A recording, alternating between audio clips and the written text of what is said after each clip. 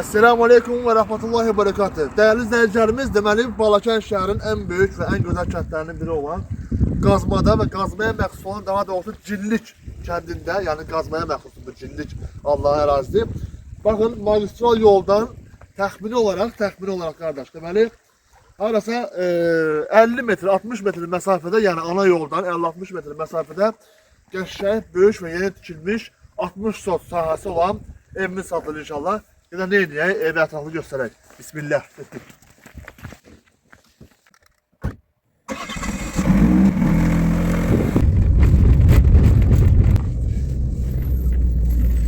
Çatmış Allah'ın izniyle. Elkilerine de düz yolun kenarındadır.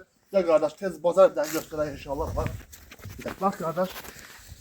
Yaşayın. Büyük, gündüz bir tane evimiz. Yeni tikilmiş. Öyle çok möhkem tikiliptir. Bazı insanlar var ki çölün kubu gelir içerisinde kərpiçdir, ama buranın sahibi mesela ki her iki katını eləyibdir, her iki katını da yani ki kəsmə daşdan istifadə edib qardaş. Ərazini göster, bak. Qəşəng, geniş ərazisi, təxmin olarak 60 sot sahəsi var. 60 sot. Dört tərəfi də bağlıdır, yəni ki qonşuluqla hasılalım necə lazımdır. İçərisində təxmin olarak qardaş ararsa bir 50 tane 60 tane de fındır ağacı olacaq. Gəl qardaş, baxın sizə əraziyə sizdə. Bir tane evi böyle çölden geçen göster, o hemen gülüş. Bak. Ev doğrudan çok süper tikilmiş ev. Yani buranın sahibi ödül için buranı tikmişti ve şimdi inşallah bazı işler var ki, bazı prosesler var ki buna göre satma olur. Gel kardeş. Bak pencerelerini göster kardeş. Geçen pahalı, orijinal pencerelerdi kardeş. Bu da vardı burada kardeş bak. Geçen fındık ağaçlarıdır, çok değerli ağaçlardır. Sağlam ağaçlar kardeş.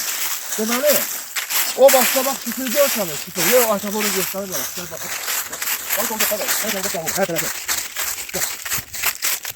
Yani buradan o taraf meyve sahası için ayrılıktır. Yani üreyin isteyen şey açabilirsiniz. Alma, armut, kivi, banan, ne bileyim. Kivi her şey açabilirsiniz Allah'ın izniyle. Bak. Qəşəng. Bir de inşallah hara evin içini göstermeye. Yaşayan girişinde ağır, çok ağır demir kapısı, seyf kapısı. Deməli, qardaş, mən nə göstərmək istəyirəm buranı. Buranın hal-hazırda elektrik işi tam olarak çəkilib, yekunlaşdırılıb. Baxın, yaşayan sərgəli çəkilib, elektrik xətləri necə lazımdır, kalorifikasına qədər qoyulub. Bax, qardaş, hər şey necə qoyulub. Deməli, mən bunu demək istəyirdim. Baxın, iki qat daşdan istifadə olunur. İkinci qatı, yəni belə kərpiç qoyulmur, yəni beton kubikdən istifadə olunur. Yerə, gördüyünüz kimi, beton dökülüp necə lazımdır. Hər tərəfə ən əsası nə göstərmək istəyirəm? Bax, kolonlar və ən əsası bu. Dökmə betondur, yəni ki. Apolonka ilə qurulub, dökülmüş betondur. Gördüyünüz kimi, dəmir zat deyil də, problem deyil. Bax, böyük qapıları sonra gələcəkdə istədiyiniz kimi bölüb otağa çevirə bilərsiniz. Dekorasiyasını özünüz edə bilərsiniz. İnşallah, bax. Deməli, burada da ən əsası pləkanlar dəmir pləkanlardır. Bunu çıxabilməyəcək, çünki müəyyən işlər qalıb görünməli. Təxminən yukarıda 4 tane böyük otaqlardır. 4 böyük otaq, plus da uşaqlar üçün uşaq otağı nəzərdə tutulmuş bir otaq var sonunda. Və əsası içəridə sanitar və uşağı və sanuzə üçün müəyyən olmuş otaq da var. Çox geniş və orada da geniş tikilmiş evdir. Deməli, baxın zəhmət olması ayrısı olur. Çox qəşəng, möhkəm, səliqəli, necə lazımdır. Ay maşallah. İndi keçək Allah'ın izinlə nəyə? Evin qiymətinə. Deməli, evimizin qiyməti deyəcəm ki, bu qədər böyük ev, bu qədər sahə, 60 sot, bizə təxmin 60 sot bilir, hətta çox ola bilər. Qiymət 75 bin, 70 sot deyil. Cəmi 65 bin manata, baxın, 65 bin manata təklif olunur.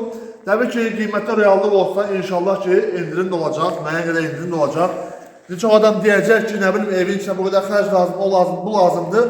Siz dediyiniz xərci bura qoyulsa, buranın qiyməti 150 bindən aşağı deyil.